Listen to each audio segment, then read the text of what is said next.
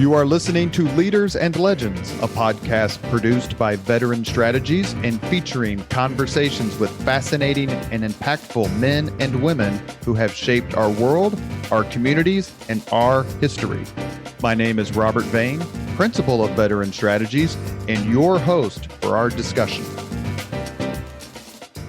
You are listening to Leaders and Legends, a podcast presented by Veteran Strategies, a local veteran public relations enterprise, and sponsored by Girl Scouts of Central Indiana, Garmon Construction, Leaders and Legends LLC, the Grand Hall and Conference Center at Historic Union Station, the McGinley's Golden Ace Inn, and McAllister Machinery, your friendly neighborhood Caterpillar dealer. You may find all your sales and equipment needs at McAllister.com. We are pleased to announce our podcast is now a member of the All Indiana Podcast Network in partnership with Wish TV. You may find Leaders and Legends at allindianapodcastnetwork.com.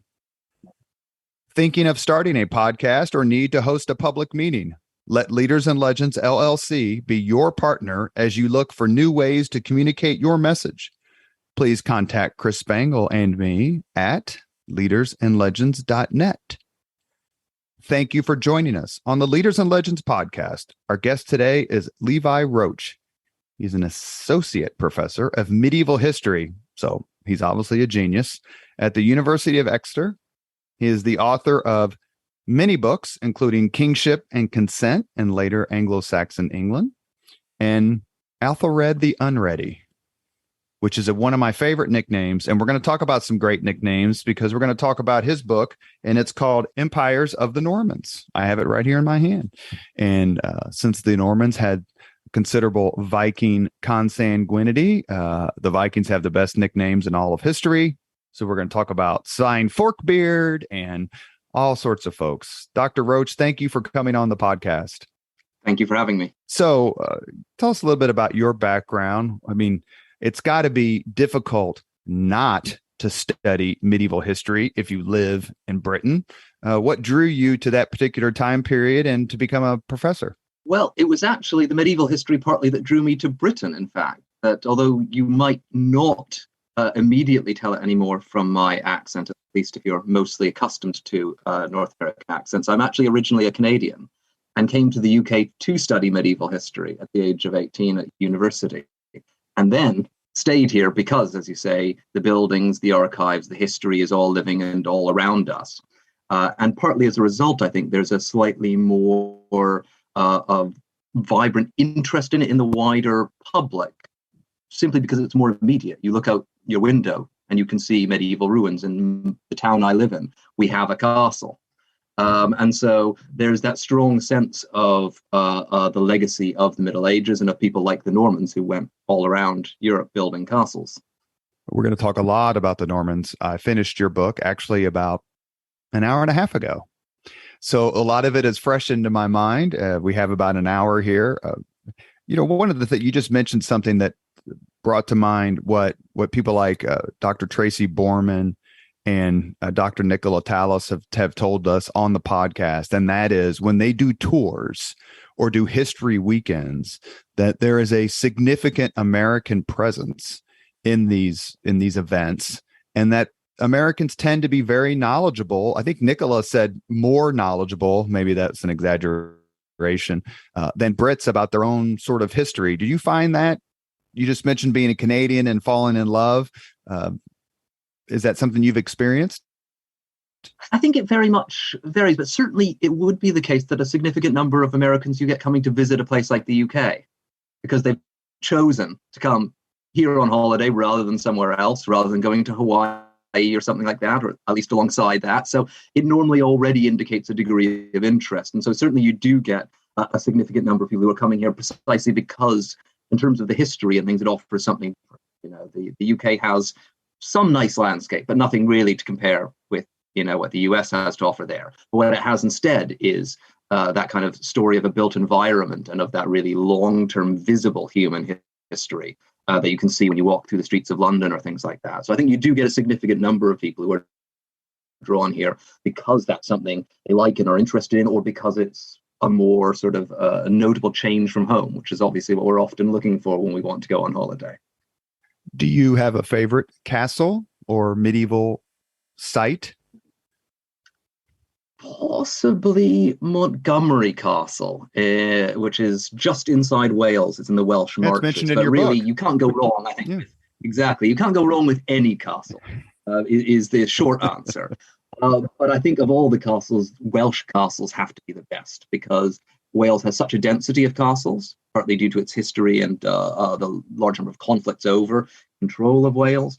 But it's combined then it combines that with the Welsh landscape, which itself is very hilly and mountainous. And so you get these castles with amazing views over valleys and like.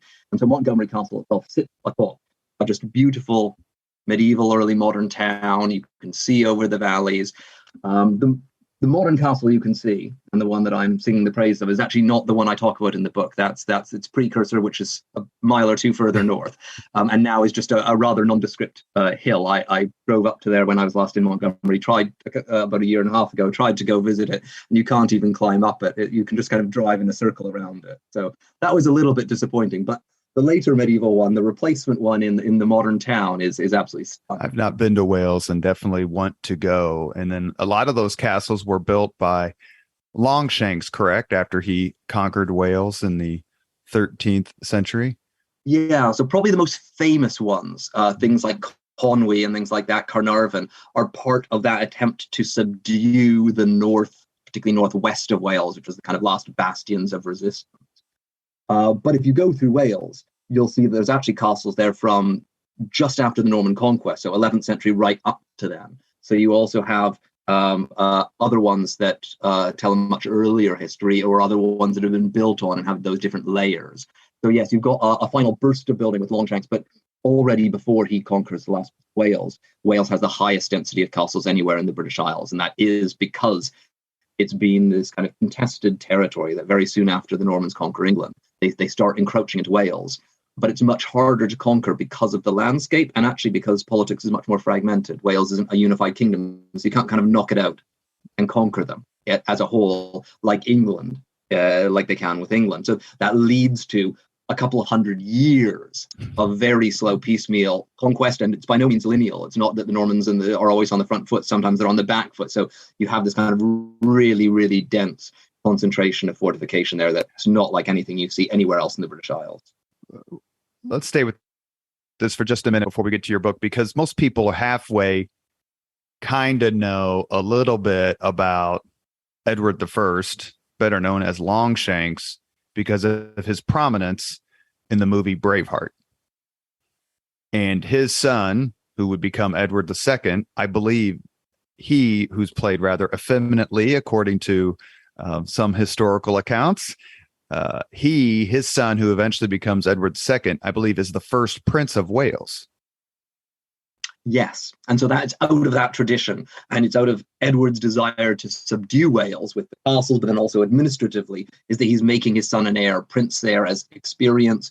But it also then becomes this important constitutional role that, of course, we now probably know as an honorific, just being next in line to succession to the English throne. But as you say, it comes out of actually a very particular moment where it's instead putting a safe pair of hands, hopefully training up a son in the duties of kingship in the face of a very real and still lively Welsh opposition that will kind of resurface at the slightest opportunity. One of the questions I like to ask historians, and usually I wait towards the end, but we're going to ask it now since I brought it up. But do you have a favorite history movie? And is it difficult to watch movies about history because they so often take so much license that it's like it becomes nonsensical to someone like you? Susanna Lipscomb said that she loves history movies, but it's really hard for her to watch ones in the Tudor period because they're so made up. Yeah, I think it's a bit harder when it's near your own field. So long as you're able to a certain extent to suspend that kind of professional distance, I think you can still quite enjoy them. And certainly there are lots that are set in my period that you can really quite enjoy without worrying about critiquing them all the way. But I think of a favorite movie set in the Middle Ages, probably be a bit of an old one, but The Lion in Winter, which is just a great drama. You may well know, set in Henry II's reign, but also wonderfully evocative. It's not super accurate historically, but I think what it is very accurate about is it's evoking these family conflicts and dynamics. For those who haven't watched it, it's all about interfamily fighting amongst Henry II and his sons. And in terms of that, it wonderfully evokes an era. So that would probably be my number one. My number two, and the other one I almost said initially there, would be The Name of the Rose with Sean Connery. Because I think that's actually a really nice, I think it's quite a good version. I also very much like the book. And Umberto Eco, of course, great novelist, but was a medievalist by training and art historian. So it also has real niche little bits that if you really know the period, particularly in the book, but also some bits in the film, that actually really work in terms of things he's talking about, how medieval libraries are working, and some of the texts in there are very, very genuine ones. So there's something in there for both the general audience and for a specialist audience. So that would be my kind of close second. The Lion in Winter is brilliant. If you can stand to listen to Peter O'Toole scream for 2+ hours straight, he yells at everybody in the movie, like everybody. My favorite is, what'd you say? Well, I was going to say, which, to be honest, I think is probably what Henry II did much of the time around his family. My favorite is Beckett. Another classic. We also have a copy of that. I tend to think of those two together, and I think they're both very, very good. We're talking with Professor Levi Roach. He is kind enough to Zoom from Great Britain to talk about his book. It is called Empires of the Normans. So let's get started. I took us down a different path, so forgive me, Dr. Roach. Who are the Normans? Where did they come from? And why are they important? So the short answer is, in origin, the Normans are not Normans at all. They are Vikings, or rather Northmen. That's where the name Norman comes from. And it's something we can easily forget about in English because we've created these nice, convenient two different ones. Normans are kind of Northern French, based in Northern France, and we speak of them as a force who are kind of Francophone, French-speaking and conquering large parts of Europe. When we speak of Northmen, or rather more often Vikings is the term we use, but we sometimes say Northmen too, at least scholars do, and we indicate something completely different by that. But the terms are identical in the Middle Ages when they're using these terms. And they remain identical, in fact, in modern French and German, where the terms for Norman, Norma, and Normannen can also mean Northmen and be used for Vikings. So I think there's a valence to the term that people would immediately have understood in the Middle Ages that's lost on us. So they are in origin a group of kind of Viking freebooters who are doing what Vikings do best. They're roaming around Europe and pillaging and then trading and making a quick dime wherever they can and taking advantage of local political divisions. And so they're doing this around Europe, and they're part of, and particularly the group that end up becoming the Normans, are part of this very, very large army that contemporaries call the Great Viking Army, that first of all wreaks havoc in England, conquers much of England until it's defeated by Alfred the Great. Then when it's defeated in England, goes to France and sails south, and then starts creating real problems in France thereafter. And at least portions of that army seem to almost never leave France. And one particular portion stays in the upper reaches of the Seine River that travels from the coast, northern French coast, all the way up to Paris and beyond. One of those ones stays up in the northern reaches of the Seine, near what is now modern Normandy, and basically set up camp there, seemingly probably for quite a few years on end. We don't know the details as well as we'd like. But eventually, the French monarch at the time, and this is a period when royal power is rapidly weakening and is atrophying in France. That's partly why the Vikings have rocked up. Royal power is getting stronger in England, weaker in France. So let's move over to there. And so what he does and hits on as a solution is he offers this group significant parts of territory in northern France to hold as their own, but under his authority, under the agreement that they'll then fight for him. And it's a kind of classic case of setting a thief to catch a thief. He's not the first king to have done this. This is a common strategy with Vikings. Pay them off with a bit of your land, normally give them something coastal, near where the Vikings would otherwise want to attack. And new Viking groups will either have to fight them or will choose to join and settle them. And so that's where we get a settlement of Northmen based in France. And out of that then slowly grows a polity. And what happens with this group particularly is where other groups have kind of failed, they actually succeed in creating presence there. And so after kind of 2-3 generations, they are well established. They're still calling themselves Northmen, Vikings, but they're speaking French. And they're becoming kind of regional a major regional power. And indeed, they become one of the biggest powers in northern France. For the podcast listener who's trying to visualize this, when you say France, we're not talking about the modern construction. Talk a little bit, please, about the geography of France at this time. And you mentioned the king. Is the king a direct descendant of Charlemagne? Yes, so the king still is a direct descendant of Charlemagne, though there have been other people vying for the kingship. That's one of the problems they have, is in fact, there's a rival dynasty that eventually becomes then the next French dynasty, the Capetians. So there are two dynasties in play, but that king is descended from Charlemagne, it's the so-called Carolingian, and most of the monarchs still are. But what's happened is, although kind of on paper, if you draw a map of medieval France in this period, it will be not that far off the size of modern France. But if you're looking at effective royal control, we're talking about something much, much smaller. So not south of the Loire River, which is actually quite far up modern France, but not really any of what is modern southern France. Significant chunks of southwestern and western France are not part of this, so no Aquitaine really, no Provence, areas like that, no Languedoc. We're thinking of royal power really being concentrated on Paris and then east of that, so between the rivers Seine and kind of the Moselle, so between kind of Paris and countries and Germany. These days is where we're thinking of royal power being strongest.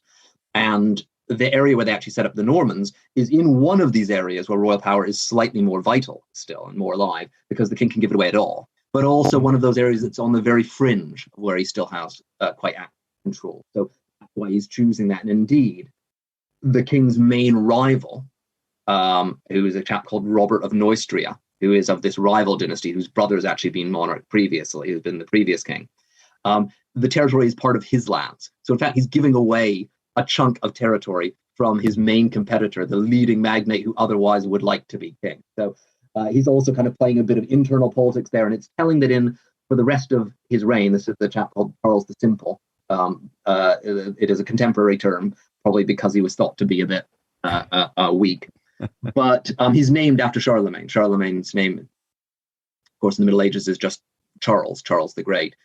So he's named after Charlemagne, and he's giving away this territory that otherwise is territory of one of his rivals. And indeed, in later years, the Normans, the Northmen, support him routinely against them in terms of internal struggles. And you made the point, I think, in your book that one of the reasons they put the Northmen on the coast was to keep other Norsemen. It's like you're the advance guard in case anybody else comes over and tries to. Exactly. You know how to defend best against, really.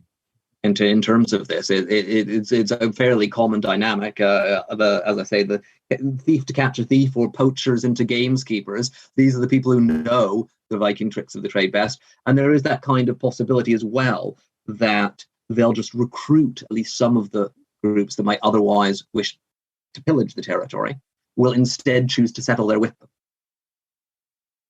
Or, as you say, will go elsewhere because they know there's an effective defense. But either way, that's certainly one of the things that's in his mind. And indeed, although the area that becomes Normandy hasn't been used for these purposes, previous monarchs have regularly given out parts of the Low Country in precisely this fashion. Again, the same logic that most of these groups are coming over from Denmark. That's one of the first bits of kind of French territory that you're likely to strike. So give away land that you're not really able to control super well anyway, and hope that with this you've won a powerful friend and ally. And Charlemagne, I mean, it's a little bit before the period of your book per se, but he died in 814, I think. Yes, that's correct. And he dealt with the Vikings in a way that's kind of, when I was in college and graduate school, was kind of surprising. You kind of think a warrior like that would relish the fight, but he kind of took a different approach to dealing with the Vikings, one that you just kind of mentioned a few minutes ago. Yeah, so there's hints of this already in Charlemagne's very latest years, is just when the Vikings are starting to become a real threat. And we see it in particular under Charlemagne's son and heir, Louis the Pious, is the first person we have directly recorded giving away land and doing these kinds of things and baptizing these groups. And that's the other key thing that's part of the deal almost always, and it is also the case of Normandy, is you give them territory, you baptize them. You normally stand as their baptismal sponsor, i.e. you become their godfather, designed to create a close bond, but also that's a hierarchical relationship. So it's reinforcing kind of who is top dog here. And you try to use that to bind them into your kind of political systems. Now, of course, success in this is hugely variable. and plenty of groups go back to their pagan ways. They so-called apostatize. But also plenty of groups do stick with it, and particularly by the time we're getting to the settlement of Normandy, this is probably happening around 9/11. We're talking about a Scandinavian world that has been in regular contact with the rest of Europe for over 100 years. Viking attacks have been going on for over 100 years. So they actually know quite a bit about Christianity. Significant minorities in Scandinavia are already Christian. And so in the case of Normandy, it actually seems to be relatively successful. Now, our sources aren't as rich as they could be. I'm sure there were plenty of complications along the way, but it actually seems to be something that at least the Viking leaders want to do, because they want to settle on French territory. That's financially in their interest. It's politically in their interest. They want to integrate with the surrounding aristocracy because they want to marry into it and tap into the wealth locally. So there is a significant impetus towards Christianizing, towards baptism, at least from a top-down level, and adopting local forms. And so the first Viking settler is called Rollo, which it comes from the Old Norse name of Hrolfr, good Viking name, but his son's name is William, which is a very good French name.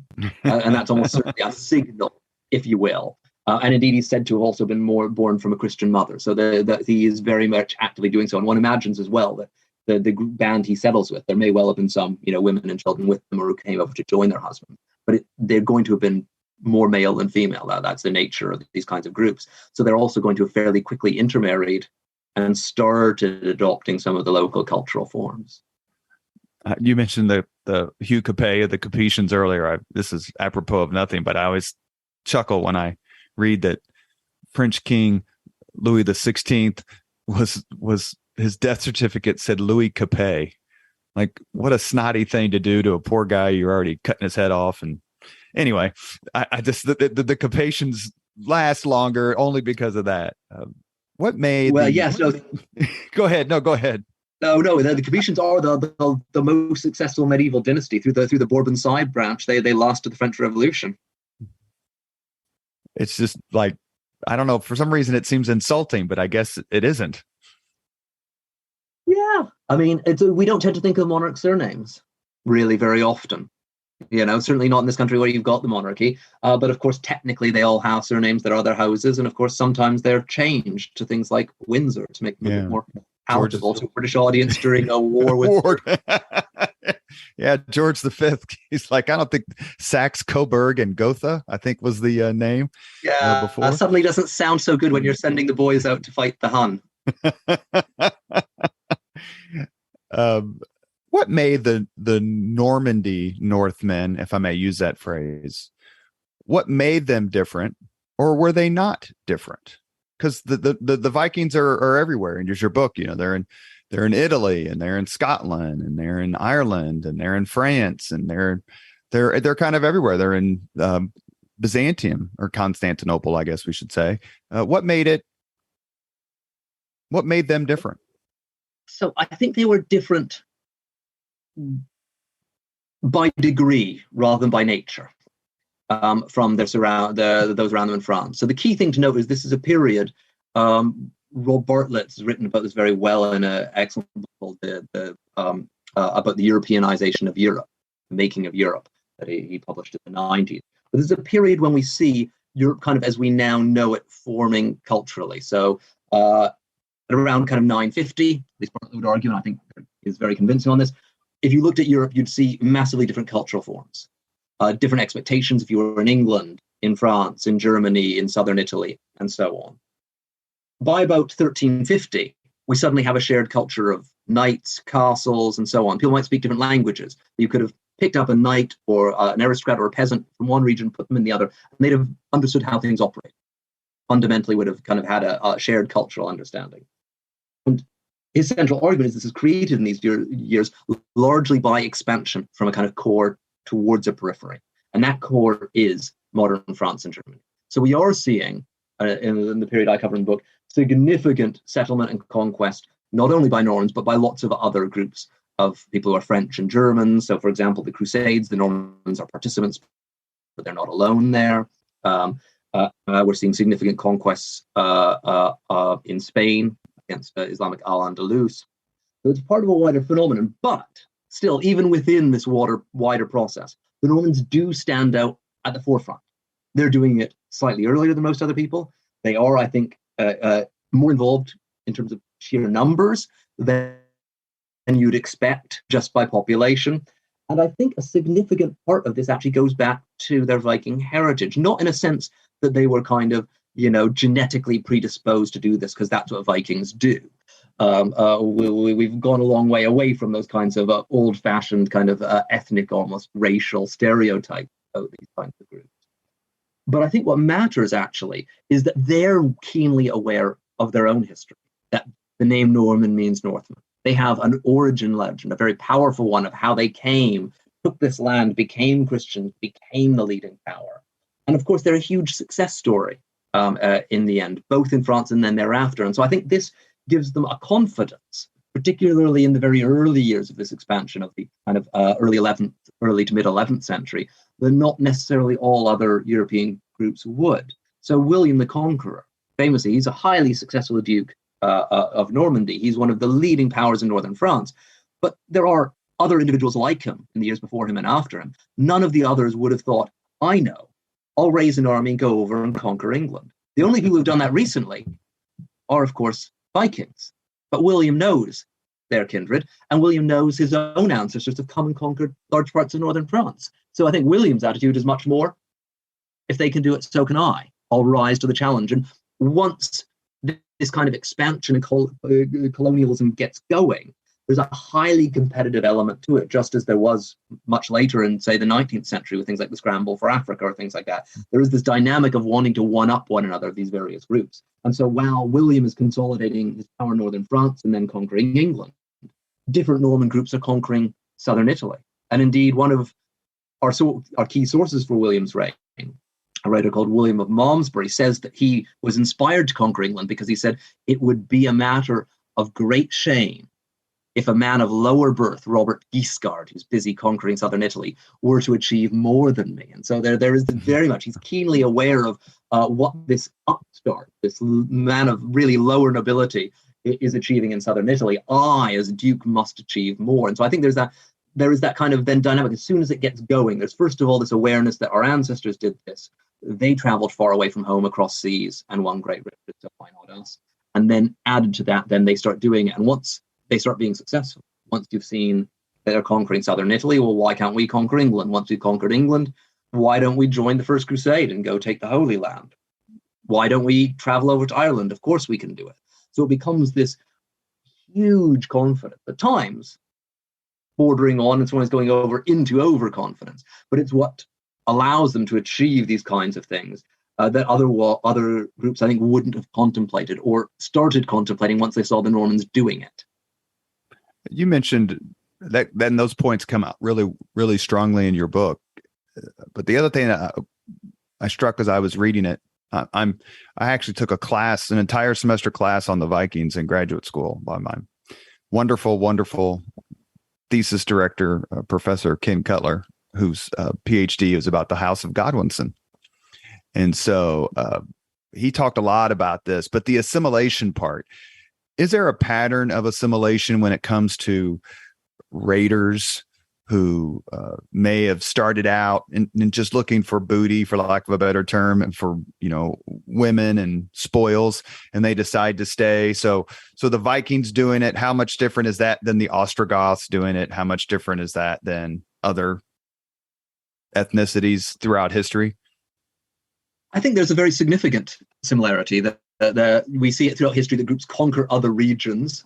And precisely what happens thereafter will vary, but one common scenario, particularly if it's an area where the incomers are a minority and an area that's culturally well established and economically wealthy, you've got a very good chance that your choice is going to be to assimilate, at least partially so. That's what we see in northern England and what becomes later known as the Danelaw. There becomes an awareness of kind of Viking heritage still in significant parts of it.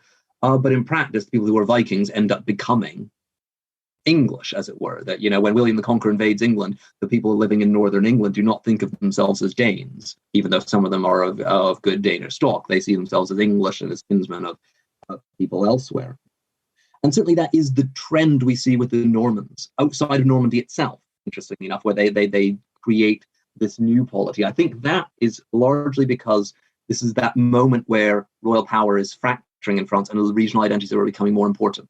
So we see similar identities being cultivated in places like Aquitaine, in Anjou, and things like that. So they're able to kind of tap into a moment in that sense and create an identity that therefore takes root.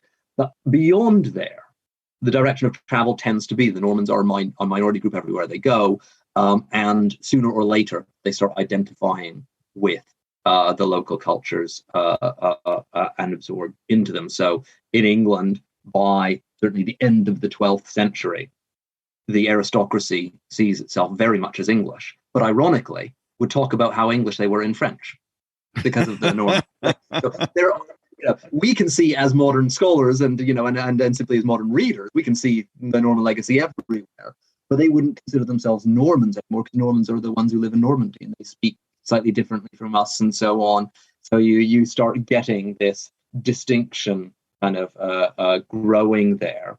And we see these processes even quicker in places like southern Italy, where they're an even smaller group and where they adapt pretty closely. Where we don't see it is more places like Wales and Ireland, where there's a starker cultural difference and where they're coming in rather more chauvinistically, perhaps one might say, where their attitudes are much more akin to those we see of kind of 19th century European empires, of seeing themselves as culturally superior to the locals, the natives, and choosing to try to stay as different as they can. This brings to mind what I should have mentioned as my favorite movie concerning the medieval period. And of course, that's The Adventures of Robin Hood with Errol Flynn and Claude Rains and Sir Basil Rathbone and the recently deceased Olivia de Havilland, who actually is Norman. Her genealogy is Norman. What comes through in that movie is the bifurcation between the Anglo-Saxons or the Saxons and the Normans. Now, how accurate that is, I'm going to ask you. Was there this sort of separate society where you had, the exalted and then the conquered, specifically in England? In the short term, yes. So we see it to varying degrees in different places. We don't see it much in Norman conquests in Italy. They're a really small minority. They never even become the complete aristocracy. So they work with local powers that be from the start. And they're dealing with local political systems that are kind of they see very much as their equals. But we do see it in England initially. And that is because the Normans are coming over and their claim to the English throne partly is as a claim that Harold Godwinson has been a usurper, that Edward the Confessor has promised the throne to William. He probably didn't actually, but he may have considered doing so. Certainly, he would have probably preferred William to Harold, I suspect. And certainly he liked Normans very, very much for his own particular reasons.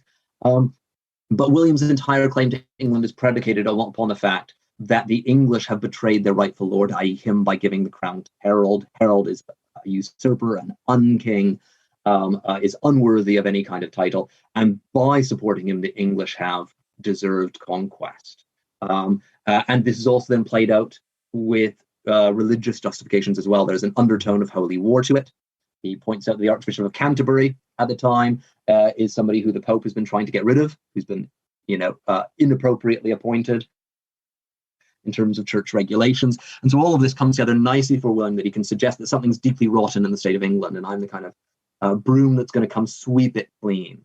I'm here to bring in the clean slate and so on. So that does encourage him to arrive and wish to make distinctions and wish to clear things out.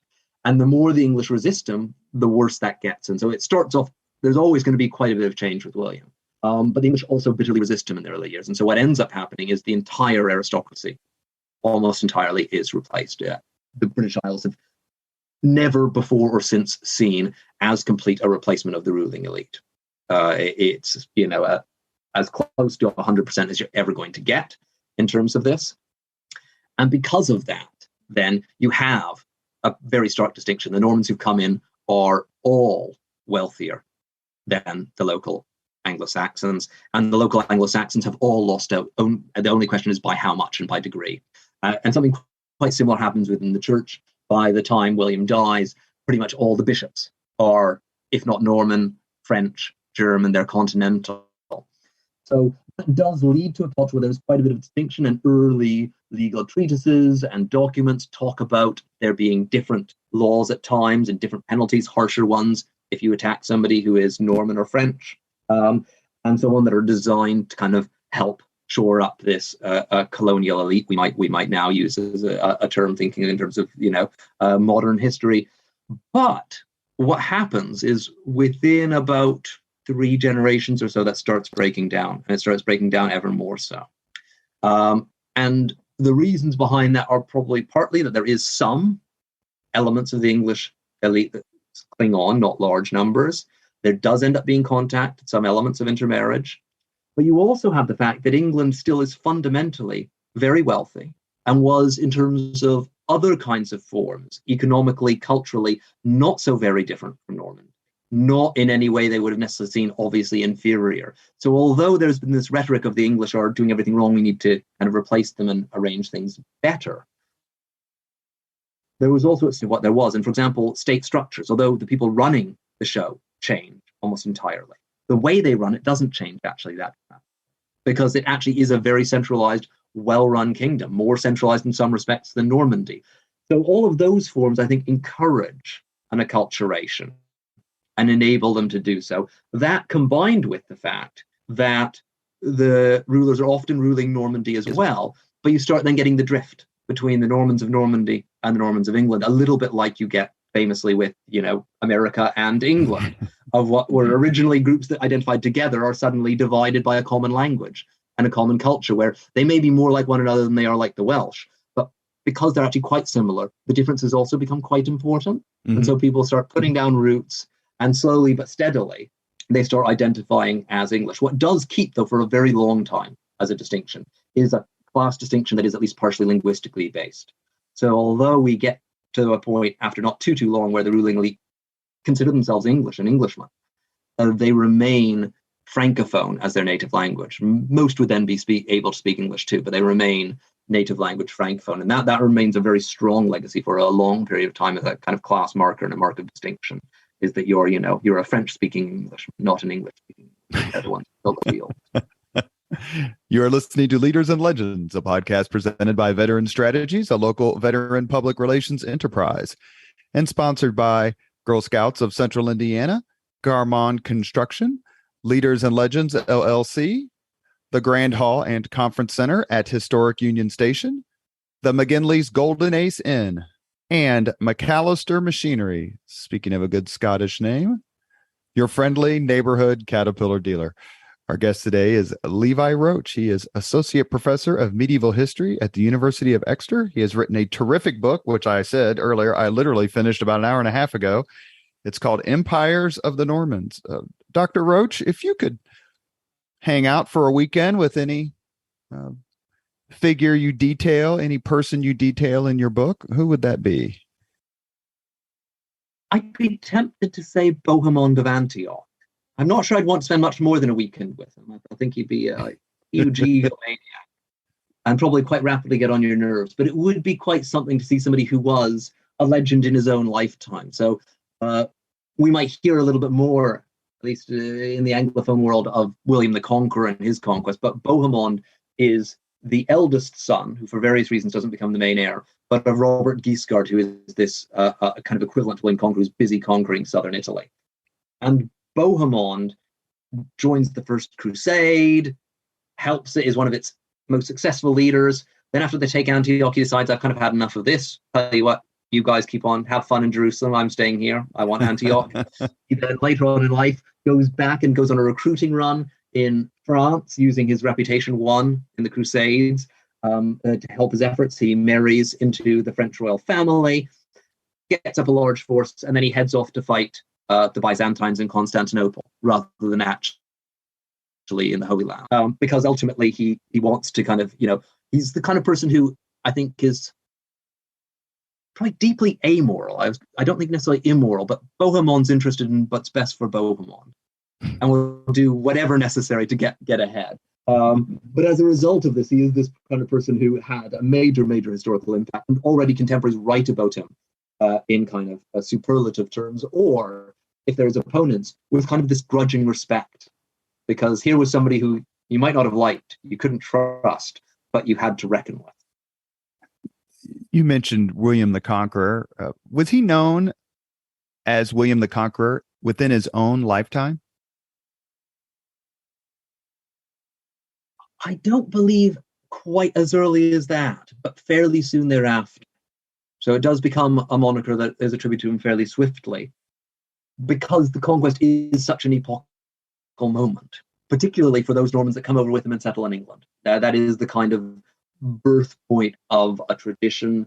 It is seen for many as a kind of important starting point. Although he emphasizes that he's Edward the Confessor's heir, there's a very real awareness that actually the conquest is a new start, and it's recorded most famously in Domesday Book, where he has recorded who holds all of the land in England. It was probably intended partly as kind of an exercise in kind of tax assessment and useful things for governments to have, but it's also reflecting the huge upheaval, because who's holding the land when he has that done in 1086 is in almost all cases different than who held it in 1066. So there has been this very, very rapid change. And there's this kind of awareness that we came over with William, we won these lands and kind of created a new future for ourselves here. And indeed, famously, the later Earl William de Warenne, who's a descendant of one of the leaders of William's expedition, William de Warenne later, when they're in the 13th century doing these quo warranto proceedings, where they're asking people basically, what is your warrant? What's your evidence that you hold your land? He famously is reported to have taken out an old rusty sword and said, this is the sword with which my ancestors came over and, fought with the conqueror. This is my warrant. Let's talk about the conqueror for just, let me talk about the conqueror for just a second. We all of us, I mean, you're obviously a scholar, and those of us like me who are readers, we can all fall in the trap of inevitability. But it's certainly not inevitable that William wins the Battle of Hastings, October 14th, 1066. Tell us about that invasion and why William ended up winning, and was it in any way a surprise? I think it probably was a bit of a surprise. So it's hard, as you say, that it's always hard to second guess these things as a historian, but it's important for us to pose these questions, because sometimes unexpected things happen historically, and they then leave a powerful legacy, and we then tend to treat them as what we should anticipate happening, and treating them as a kind of inevitable build-up. Now, England has been conquered before William comes over and does it. So King Canute famously did this from Denmark, and that's almost certainly William's model. So England is an eminently conquerable kingdom. Doesn't mean it's easy, but because it's quite centralized, this is something I was mentioning to you briefly earlier, it means that if you can defeat the powers that be there, you can then take over a state structure kind of wholesale in a way you can't in parts of Europe which are actually less centralized. So sometimes being kind of centralized and powerful can be a double-edged sword here. So there's always that element in it. And so when William decides to make his bid for the English throne, it is a very credible, but it's not necessarily any more credible than that of Harold Godwinson. Indeed, if you were a betting man at the start of the year, your money would have probably been on Harold, who is already the leading earl in England, is well established, has lots of friends and associates in England. And of course, you also have Harold Hardrada, the king of Norway, the great Viking leader, also claims as a kind of heir of Canute, the English throne. And again, his candidacy is just as credible as William's, but not necessarily any more so. It's just that he's defeated and William is successful that conditions it. To come on to your second part then as to, how is he successful, or how contingent is this? Key things that end up helping him that year are crucially that Harold Hardrada invades first, and at a very similar time. If one of them invades months before the other, they're potentially picked off one by one. But instead, what actually happens is Harold Hardrada arrives. Harold Godwinson, who's claimed the English throne, marches north and fights a major battle, wins a complete and outright victory, but a hard-fought victory as well. And only moments after that, still in the north, still in his camp, he hears about William's landing in the south and southeast of England, and has to immediately then march south. Now, he almost certainly doesn't march his whole army south with him. He's almost certainly has two different main forces he fights with, but it does mean he's not on the ground, not ready, not anywhere near where William is to go and face him. And actually, earlier that summer, he knew William had raised an army. Harold had an army on the south coast of England just waiting for William. But what happens is bad weather means wind can't cross. And again, William's annoyed at the time. In the long run, it helps him because it means eventually Harold disbands that army. Then he heads north with a different army and raises a different army. Then he has to come south. So he's on the back foot from the very start in terms of this. And none of that was due to William's own strategy. William's great success in the heart of that summer is keeping his army together logistically. That is probably the toughest thing he did in that entire year, not the Battle of Hastings. That's the kind of thing that's perhaps almost miraculous under medieval circumstances. But he's not done anything clever strategically. It's all been good luck, things other people have done, things the weather has done. But as a result of this, he arrives in England with southeast open to him, starts ravaging, setting himself up, and starts trying to lure Harold into battle. And here we come into the other key kind of part of the equation, is Harold, perhaps buoyed by his recent success. He's just defeated Harald Hardrada, a very experienced warrior, king of Norway. He's just won this stunning victory, partly by surprise, arriving quicker than Harald Hardrada had anticipated. And he may well be trying to do the same with William the Conqueror. And it just goes wrong because William's scouts are good enough to warn him. But whatever the reasons, Harold decides, yeah, I'm going to offer William battle. He doesn't actually necessarily have to. Time is on his side. As you say, this is 14th October. The campaigning months are pretty much at an end. Weather in England, I can assure you, is getting worse at that time of year. It famously rains a lot here. It is not good for campaigning. So he could potentially play for time. And arguably, that is his great strategic blunder. Now, of course, had he won the battle, and it was very close on battle, we'd be saying the reverse. We'd be saying it was a brilliant strategy, catch him off guard, and he did it by the skin of his teeth. But it doesn't quite work, as I say, whether it's William's scouts are too good, whether that he's been overconfident, he decides to offer battle. And that's what William really wants, because William needs battle. He needs to win or lose. He cannot keep an army of about 8,000 men in hostile territory through the winter. It's been hard enough for him to do so in friendly territory in Normandy and northern France through the summer. There's no way he's going to survive this. So he needs to roll the dice. He knows it's high risk. Battle is high risk in the Middle Ages. And William himself rarely goes for decisive battles otherwise at other points in his career. It's something that actually medieval monarchs, rulers tended not to go for because they were too risky unless they were really confident they could win, or unless they were playing a high-risk strategy, which is what William was. So William went into this knowing that it was perhaps 50-50. May have been a bit more confident in that, but he would have known there was a very good chance he'd lose. But that winning a decisive battle was the only way he was going to conquer England. And he knew that even before he invaded England. The fact that it's in October means it's even more important. But even if it's June or July, he probably at some point needs to force a battle. That's probably always what he's aiming to do in this case. Once he's done so, once he has England, he then actually avoids pitched battles thereafter against rebels and besieges them instead and he harries them and so on. But so that's his fundamental strategy, is to force battle. Harold takes the bait and then the rest, as they say, is history. I mean, we could go through the battle blow by blow, but it is a very close run battle. But in the end, William comes out on top. His gamble pays off. One of the people you detail in your book is someone I didn't forget about, but someone who I hadn't read about in a while. And it was probably 10 years ago or so. I read a book called Queen Emma and the Vikings. It was by a lady named Harriet O'Brien. Power, Love, and Greed in 11th century England. And Queen Emma, and I'd like you please to talk a little bit about her role in this time period. She comes off as about one of the most ballsy women in all of history, and just a fighter for her family, for her kids, for herself. How remarkable was, in your mind, Queen Emma, or was she not? Oh, I think absolutely so. Absolutely remarkable. And indeed, Queen Emma is one of these figures without whom we have no Norman conquest. And as you say, she's probably one of these players who's less often mentioned or talked about in this context. But the backstory to all of this is why does William decide he has a claim to the English throne? I mean, he's not claiming he has a claim to the, Danish throne, to the German throne, to the Hungarian throne. England's, yes, marginally closer, but it's not self-evident that you do this. It's not something you just do as a kind of French duke or count. You don't just say, oh, I deserve to be king of that neighboring kingdom.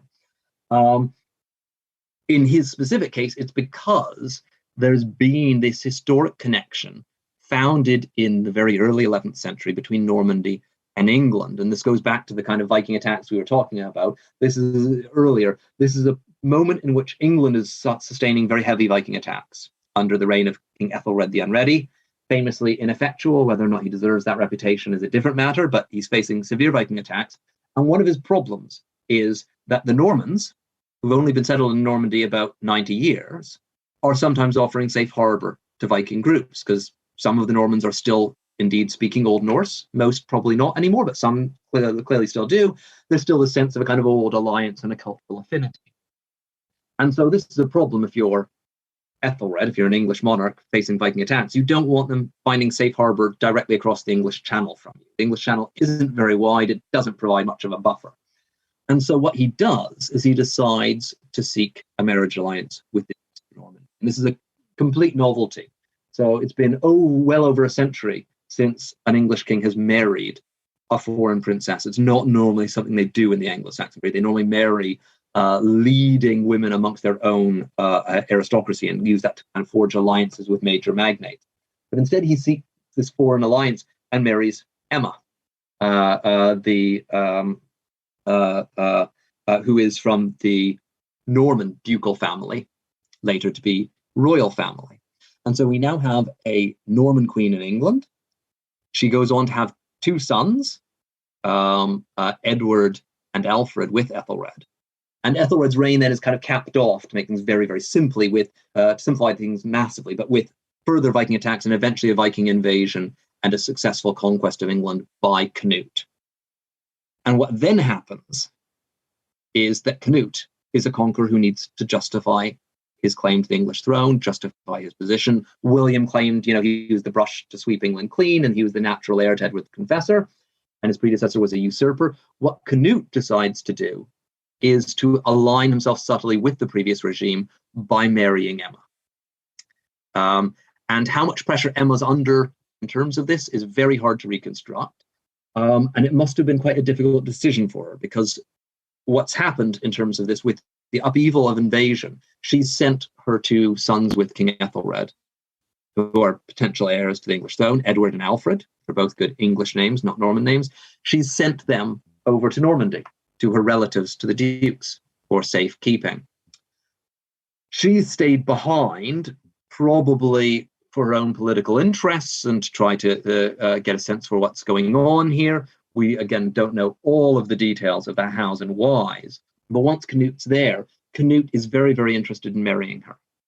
And for him, this has potentially huge advantages. She's the widow of the previous king, so he can kind of claim that my kingship comes through her as queen, if you will. And certainly it provides at least a veneer of continuity with the previous regime. She provides contacts with the local aristocracy. Although she may be Norman, she's now lived in England for, would be 14 years, certainly 15 by the time they're marrying.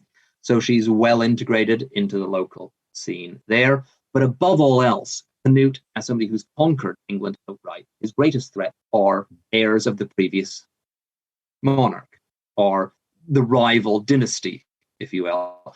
And of course, two of the most prominent of those who might threaten him, particularly in future years. They're still quite young at the time. They're at most, in terms of Edward the Elder, is at most in his teens, but is probably just a bit younger than that. But within about 5 years' time, they're potentially a very, very real threat to him. And they're just over the channel again in Normandy. And again, you don't really want enemies in Normandy if you're in England. The best way to diffuse all of this, of course, is to marry Emma, because if you can bring her on side, and particularly if you can have a son and heir with her, suddenly she has conflicted loyalties here.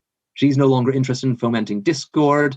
She's not going to just go into exile in Normandy herself, which she might otherwise do, plan an invasion that might otherwise be successful. And so that's clearly Canute's strategy. For Emma, it must, one can only imagine, have been an agonizing choice. Kind of, might be cliched, but in a modern sense, career over children or something like that, may even be survival over children. But certainly she decides to throw in her lot with Canute and ends up becoming, though, hugely influential because of this. She was already quite influential under Ethelred, but because she's central to Canute's claim to England, because Canute in later years also spends significant time in Denmark and elsewhere, because he becomes, a ruler of what we sometimes call a North Sea Empire, having Denmark, Norway, parts of Sweden. So he's not infrequently an absentee monarch. This means that she is one of the visible faces of authority. And so she's probably under Canute the most powerful queen England's seen yet, and probably sees for quite some time to come. So yeah, she really, I think, frames the entire epoch in terms of this. Her sons from her first husband, Edward and Alfred, never forgive her, quite clearly. And what happens in the longer term is Edward eventually does come back to the English throne, and one of his first actions is to strip her of her wealth. There's clearly no happy families then. And he's now grown up in Normandy, but it's because of Emma. He's grown up in Normandy at the Norman ducal court. He knows William the Conqueror personally. They are distant relatives through Emma. They're both descendants of the Norman ducal line. So all of this is suddenly brought together to dynasties and to polities that might otherwise have just tread parallel paths. One might have thought of a place like Flanders, for example, that has historically been in close contact with England politically, trade, and otherwise, long before Normandy. But there's never any claim to the throne from the Counts of Flanders, or vice versa. It never ends up creating that kind of political constellation. The fact that it does is very much largely down to Emma and her influence over subsequent events. We have a few more minutes on the Leaders and Legends podcast with Professor Levi Roach. Wrote the book Empires of the Normans. I want to make sure I get it exactly right. That's a question that I thought of as I was reading your book and seeing, the term Normandy and all that over and over. Was Normandy in any way sort of, I'm going to overstate this, so please correct me, sort of like forgotten or not really part of the historical consciousness or public consciousness? And then June 6th, 1944 happens, and the invasion of Normandy by the Allies. Did that in any way sort of rekindle people's interest in Normandy's history? That's a very good question. I'd not thought of in those terms. I think it may have something to do with the greater emphasis on the Normans that you see in English and British historiography in the 1960s, 70s, and 80s, where there's a very strong emphasis on the Norman impact on England. So no, I think you may well be right that there's something to that. Certainly there is an awareness that's never lost in England. And it's always hard for outsiders, which I was when I first moved here, to sometimes appreciate this, but just how important 1066 is in the English psyche. It's remembered as the last successful invasion of England. Of course, Glorious Revolution, it's not necessarily true, but that's the way, this is an island nation, and that really is a formative moment for British identity in a kind of way that the War of Independence or Civil War are in the US. I think that would be a kind of equivalent. It's essential to myth making. Famously, in the rather scurrilous take on British history, 1066 and all that. I was just going to mention that. This was the one date, in British history. And so it is something that, children in schools here will all at some point study the Norman conquest, normally when they're fairly young, but it is kind of one of those things that really is quite iconic. So I don't think it was ever completely lost, but it certainly goes up and down in terms of interest. And one of the reasons why I wanted to write a popular book on the Normans is that most of popular history at present is focusing on the Anglo-Saxons, actually, in England. And Anglo-Saxons are great, and they're hugely important for England's history. But I think it overlooks the story of the Normans that actually have a much, much wider impact. And I think these things do shift, partly just by flavor, generation to generation. New histories need to be, outed. We don't just want to repeat the same stuff time and again. But I suspect you're right that there was a kind of a moment and also a political trajectory in the 60s, 70s, 80s that was seeing Britain become more and more closely aligned with mainland Europe. And right now, at least in recent years, Britain's been on a rather different trajectory. And I do sometimes wonder how much of bigging up the Anglo-Saxons and looking to what might be seen as a more indigenous tradition, a more native tradition, is being offered as an antidote to something that otherwise sounds suspiciously French, suspiciously European. But I may be overreading it. I say a lot of it's down to other things and what's been written recently. But certainly, I think there's a little bit of a danger that although 1066 gets a lot of outing, the Normans in general, and awareness that the Normans are in places like southern Italy, or in Spain, or in Wales, Ireland, Scotland. It's a story of all of Britain and Ireland, not just England. Those bits of the stories easily get lost off. We never lose Hastings, but we can easily lose a lot of the rest around it, which is just as interesting. I love reading about Anglo-Saxon history, but to be candid, the names are so awful.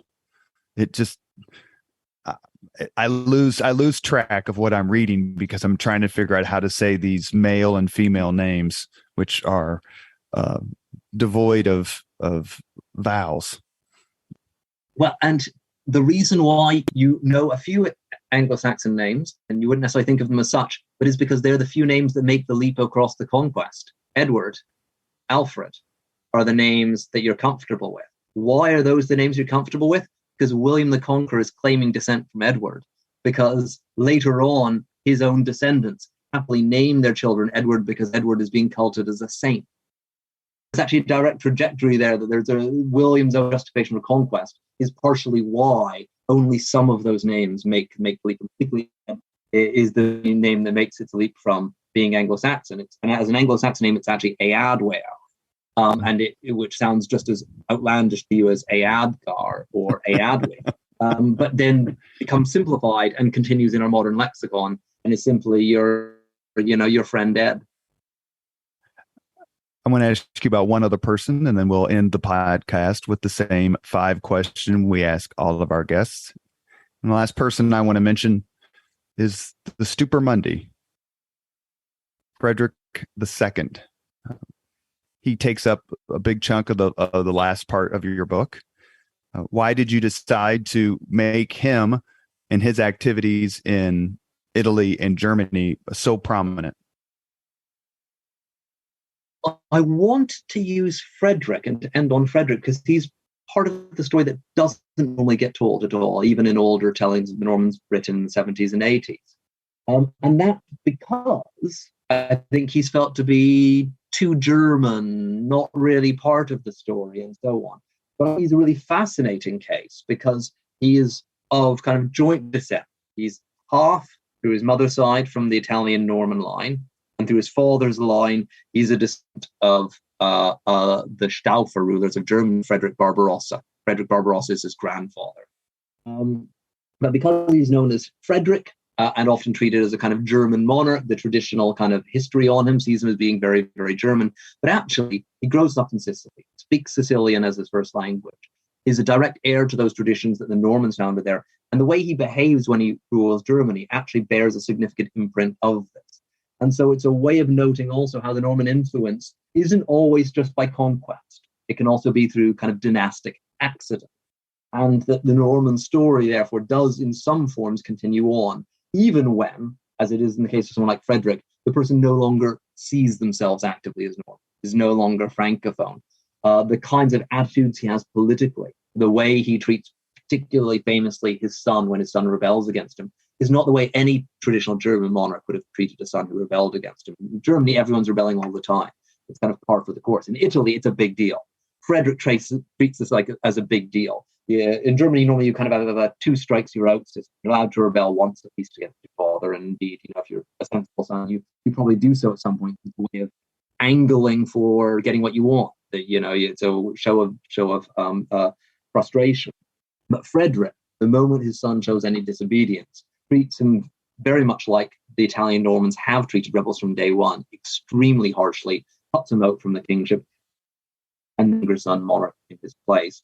So I think Fred took the nice example of appreciating how these legacies continue to trundle along, and how the political entities created by the Normans continue to have this life, even when they're not being sat upon by monarchs who in the male line are not. Frederick is in the male line a Stauffer, but actually culturally speaking, he is very much the heir to Norman traditions. And so he's a nice bridge which then sees Norman influence go even north of the Alps into Germany, and also provides a flavor for how southern Italy has evolved subsequently after those initial conquests, because the Kingdom of Sicily continues to exist into the 19th century. It's a Norman creation that is remarkably long-lived. And I didn't know that until I read your book. I didn't know that one kingdom. I mean, I knew the kingdom was the kingdom of the two Sicilies or whatever lasted, was still around in the 19th century, but I didn't know it was the same one. It's a terrific book.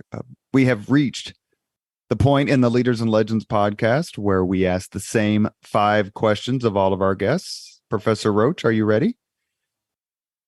Yes. What was your first job? My first job was working in the tea room of the University Library in Cambridge, which I did between my first and second years of undergraduate study. I want that job. Number 2, what was your first concert?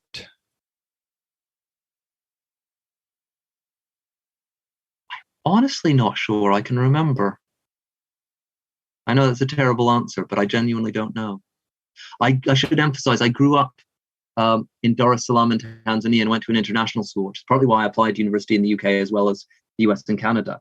And so there you didn't really get to concerts. So you listened to the music, the same music you would otherwise, but you kind of bought all the CDs back in the CD era when you were back at home, and then listened to them while you were living in East Africa.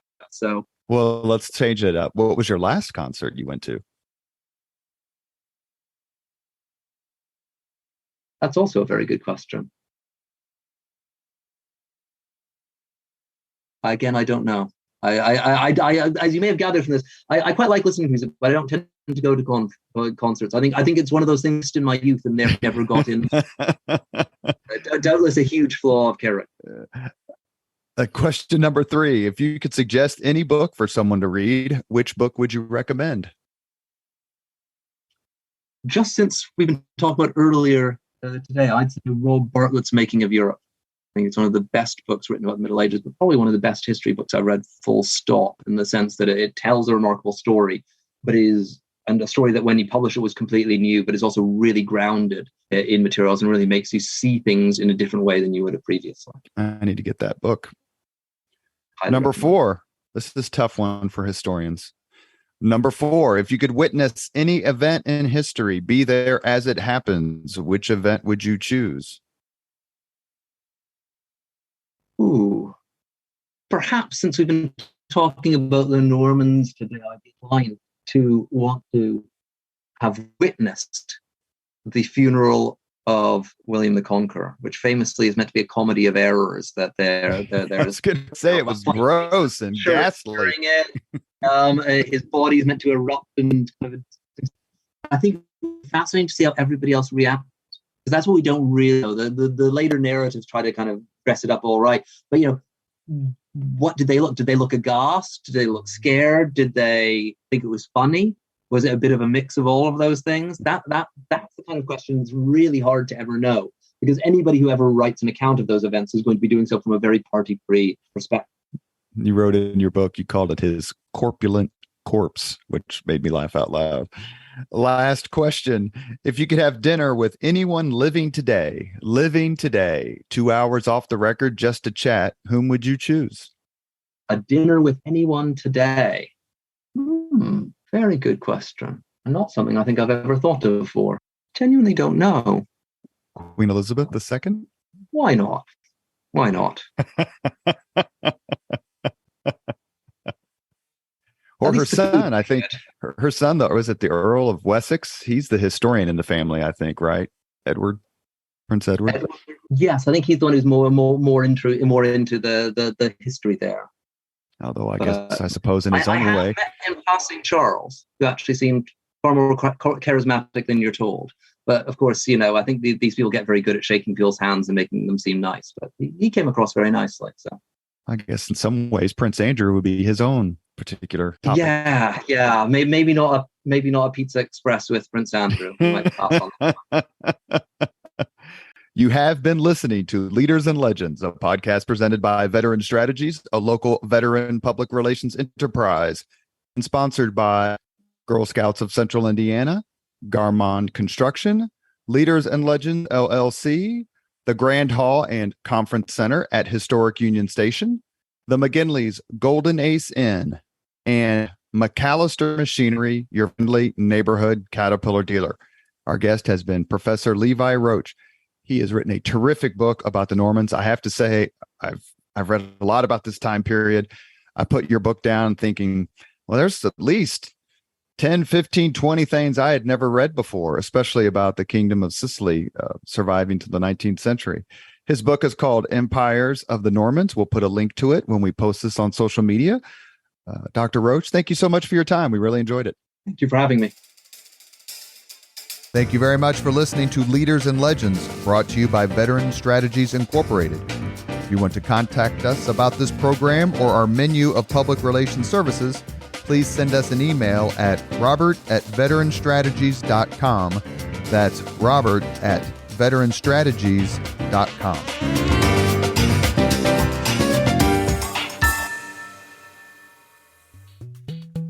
This podcast was produced and edited by Chris Spangle and Leaders and Legends, LLC. If you're interested in starting a podcast or taking yours to the next level, please contact us at leadersandlegends.net.